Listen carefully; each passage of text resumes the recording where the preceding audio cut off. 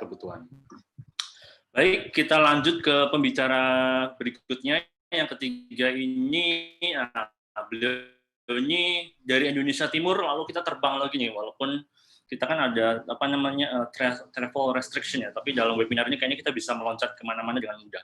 Kita ke Indonesia Barat, tepatnya di Jambi, ada seorang guru SMA 1 Batanghari yaitu Dion Efri Jumkinanto, PhD. Beliau ini lulus dari Michigan State University dan juga nanti beliau akan menjadi dosen ini di UIN STS Jambi. Fokusnya ini spesialisasinya di bidang kepemimpinan pendidikan. Silakan waktu dan tempat untuk Pak Dion 15 menit ke depan kami persilakan. Oke. Sebentar ya, saya share screen dulu. Baik. Sudah kelihatan, Mas? Sudah. Bismillahirrahmanirrahim. Assalamualaikum warahmatullahi wabarakatuh. Selamat siang dan salam sejahtera untuk kita semua.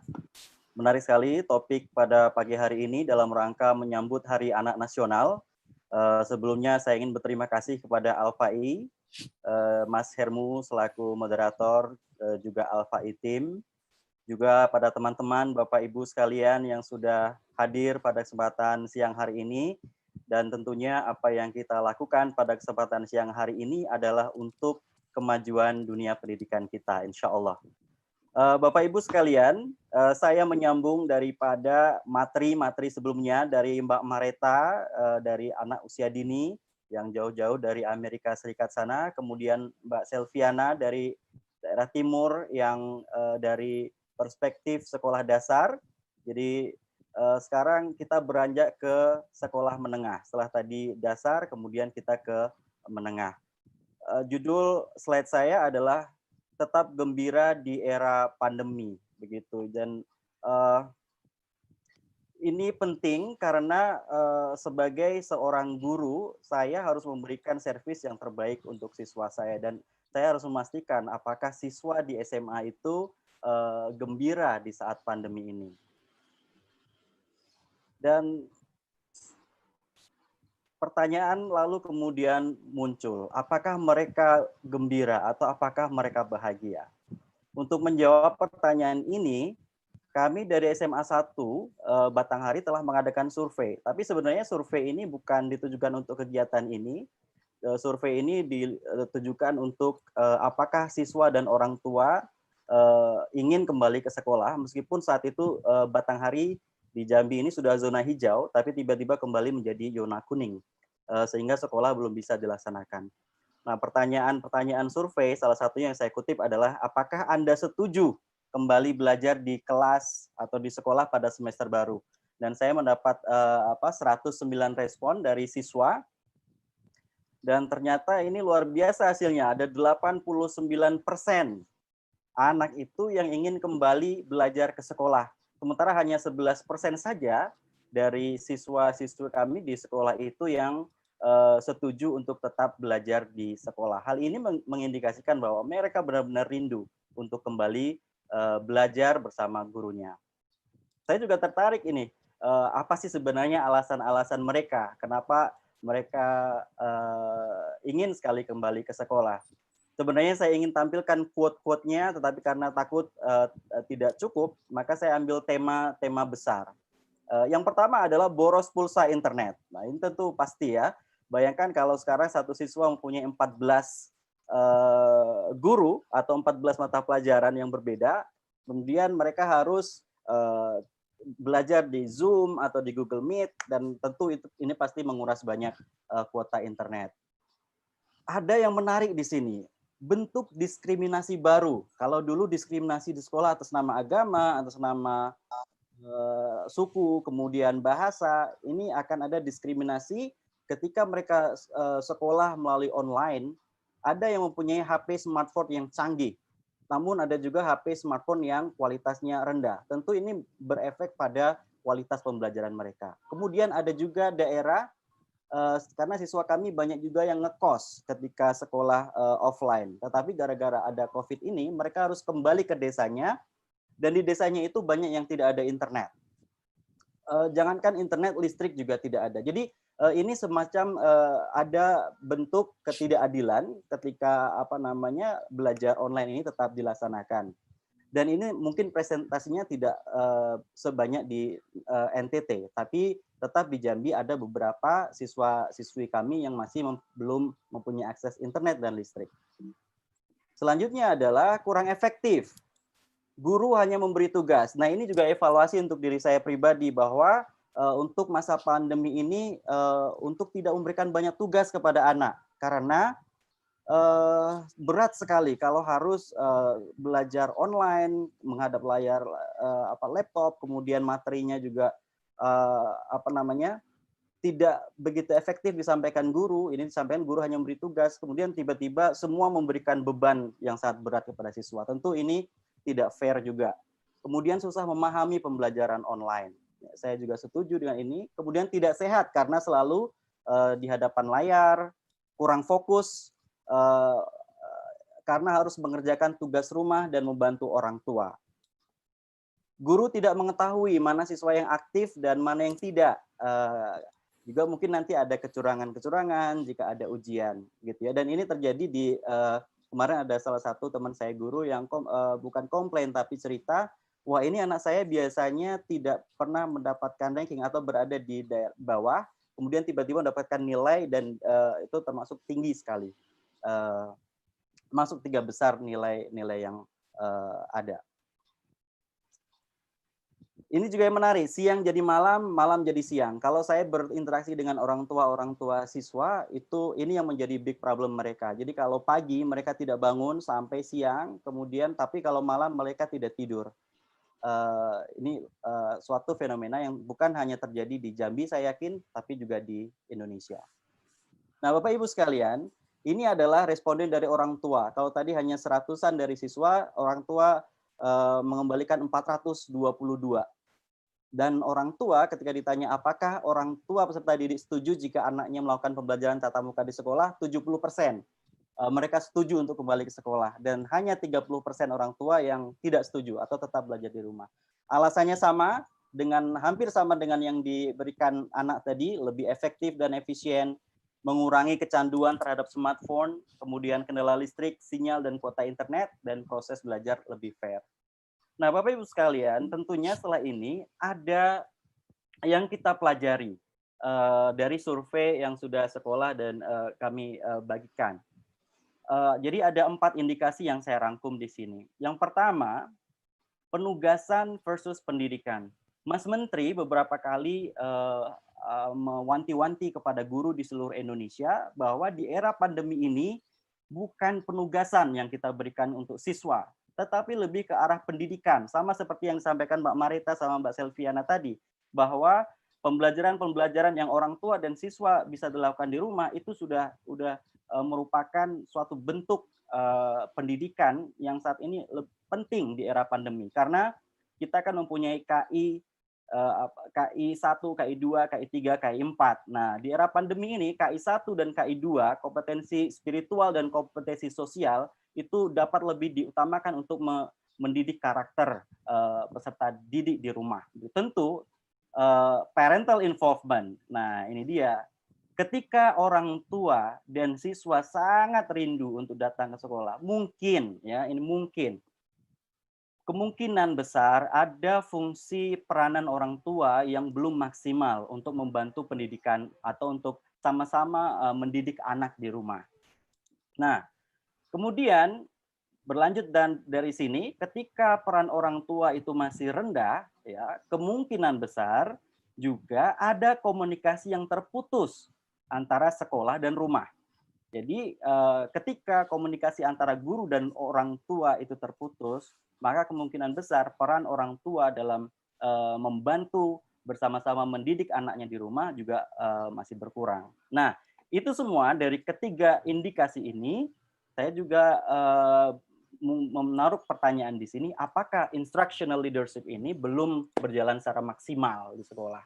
Dan tentunya ini juga berlaku pada sekolah-sekolah lain, karena saya juga membaca berbagai macam literatur mempunyai kemiripan bahwa tugas utama kepala sekolah sebagai pemimpin terdepan dalam pengajaran itu terkesampingkan karena adanya beban dan tugas dari Dinas Pendidikan untuk manajerial dan birokrasi yang itu sudah menyita banyak waktu kepala sekolah. Tentunya di era pandemi ini harus menjadi titik balik reformasi pendidikan, dan saya sangat berterima kasih kepada Mas Menteri karena menaruh salah satu reformasi pendidikannya adalah reformasi di bidang transformasi leadership atau transformasi ke kepala sekolahan. Dan ini menjadi penting karena yang memimpin proses belajar mengajar di sekolah itu adalah kepala sekolah. Maju atau tidaknya sekolah itu akan bergantung sepenuhnya kepada kepala sekolah.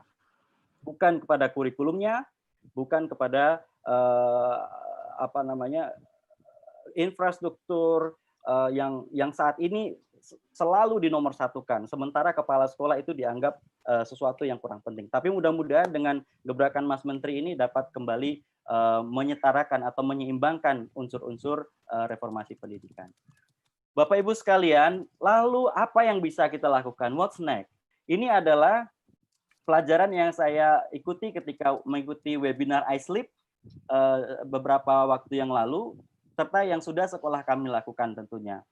Jadi sekolah dan rumah harus orang tua dan guru harus membuat ini nih yang paling penting, surat komitmen orang tua. Jadi orang tua harus berkomitmen membantu anaknya atau ikut serta dalam proses pendidikan di era pandemi ini. Kemudian sekolah harus menyediakan jurnal orang tua. Ini penting karena guru dan juga staf, bukan hanya orang tua saja. Kita harus memantau nih apa yang dilakukan guru ketika mengajar online, apa yang dilakukan orang tua, kemudian apa yang dilakukan staf-staf di sekolah dalam melancarkan proses belajar online ini. Kemudian kalau bisa smart aplikasi. Nah, ini sudah diaplikasikan di Pak Iswahyudi di Kalimantan, namun mungkin belum banyak sekolah negeri yang sudah membuat aplikasi ini yang dapat dijadikan sarana untuk orang tua memantau pendidikan anaknya via daring. Kemudian harus ada parent-teacher conference, ini penting karena orang tua belum banyak tahu nih apa perannya ketika masa pandemi ini. Dan yang tadi saya sebutkan transformasi kepala sekolah dan juga guru, yaitu instructional leadership. Bapak Ibu sekalian, ini adalah contoh surat kerjasama. Ini saya ambil dari presentasinya Mbak Rani dari Lampung, dari Sekolah Global Madani. Mereka membuat surat kerjasama atau surat komitmen antara orang tua dan sekolah. Kemudian ini dari Mas Iswahyudi dari Kalimantan, yang telah membuat jurnal untuk guru, orang tua, dan juga staf untuk memantau. Nah, jurnalnya ini adalah jurnal ibadah. Nah, ini tentunya baik sekali untuk memantau pendidikan karakter anak. Yang tadi yang saya sampaikan KI1, KI2, kompetensi inti spiritual dan kompetensi inti sosial. Ini dapat dipantau melalui jurnal ini. Ini adalah contoh daripada parental seminar atau parenting workshop yang dilakukan oleh Mas Iswahyudi di Kalimantan di Harapan Bangsa. Dan ini adalah aplikasi yang sudah saya sebutkan tadi. Kebetulan Mas Iswahyudi adalah sekolah swasta dan mempunyai dana yang lumayan cukup untuk membeli kelas dojo. Dan ini berbayar. Sementara ini adalah Teacher Day atau Parents Teaching. Orang tua mengajar di sekolah seperti kelas inspirasi. Dan tentu kita bisa juga memanfaatkan ini kepada orang tua untuk bisa mengajar online juga. Tentu ini merupakan PR bagi saya, bagaimana saya bisa melibatkan orang tua saya, orang tua dari anak-anak didik saya untuk bisa sekali-sekali menjadi pemateri di kelas online saya ke depannya. Bapak Ibu sekalian, ini adalah instructional leadership yang saya sampaikan tadi. Ini adalah penting untuk memastikan bahwa anak kita gembira di masa pandemi ini. Harus ada evaluasi guru yang menyeluruh. Apakah guru itu benar-benar mengajar, benar-benar memberikan pendidikan, atau hanya memberikan penugasan, memberikan tugas-tugas saja yang malah membuat siswa kita menjadi lebih tertekan selama pandemi. Kemudian juga memberikan bantuan mengajar online untuk guru. Alhamdulillah di sekolah saya sudah melakukan ini. Jadi ada training sebelum melakukan pengajaran online dengan dibuatkan Google Classroom yang tentunya itu gratis. Google Classroom-nya dibuatkan sekolah, kemudian guru tinggal menjadi co-teacher atau menjadi mengajar bersama sehingga sekolah bisa memantau aktivitas guru dan siswa. Dan juga guru merasa dimudahkan karena tidak harus pusing-pusing membuat Google Classroom. Co-teaching tadi ini supaya bisa membantu guru dalam mempermudah dalam mengajar.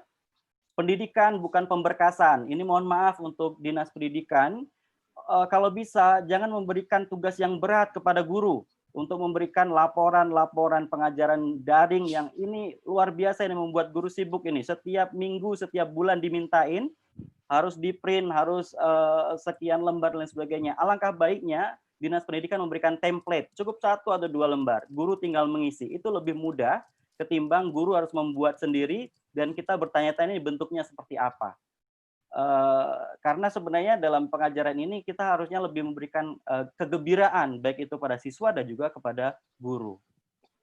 Instructional leadership, guru harus bisa berfungsi sebagai orang tua. Nah ini penting, mengapa? Karena tidak semua orang tua bisa memaksimalkan perannya sebagai guru di rumah.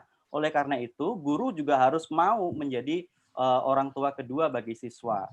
Jadi, sekali lagi, dengan memberikan pendidikan bukan penugasan, dan kita harus bisa menjadi teman sharing buat anak-anak didik kita, membuat forum di WhatsApp gitu ya. Kemudian kita bisa bermain bersama, bermain online begitu ya, game online bersama itu merupakan suatu hal yang bisa dilakukan guru selama pandemi ini.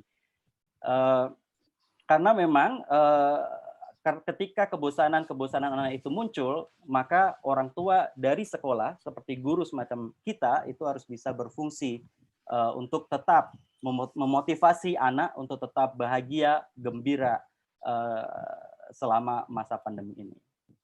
Bapak dan Ibu sekalian, itu ada ungkapan dari Afrika bahwa butuh satu kampung untuk membesarkan 1 orang anak saja. Sehingga kita tidak bisa mendidik anak ini hanya ditugaskan kepada sekolah saja. Tetapi sekolah harus bisa merangkul orang tua dan masyarakat seperti halnya yang disampaikan oleh pendiri pendidikan kita, Ki Hajar Dewantara, bahwa core pendidikan adalah orang tua, sekolah, dan masyarakat. Mudah-mudahan dengan kerjasama 3 sudut ini, orang tua, masyarakat, dan sekolah, kita dapat meningkatkan kembali atau mengembalikan kembali kegembiraan anak, kegembiraan orang tua, dan kegembiraan guru. Demikian Mas Hermu, terima kasih Alfai, kita dapat lanjutkan dengan diskusi nantinya. Ya, terima kasih Mas Dion, sharingnya luar biasa. Sudah ada survei ternyata yang dilakukan oleh di Jambi oleh Mas Dion dan tim, meskipun bukan untuk acara ini, tapi paling nggak kita dapat gambaran. Oh, anak-anak ternyata mau masuk sekolah ya dalam situasi pandemi seperti ini. Mungkin mereka bosan atau bagaimana.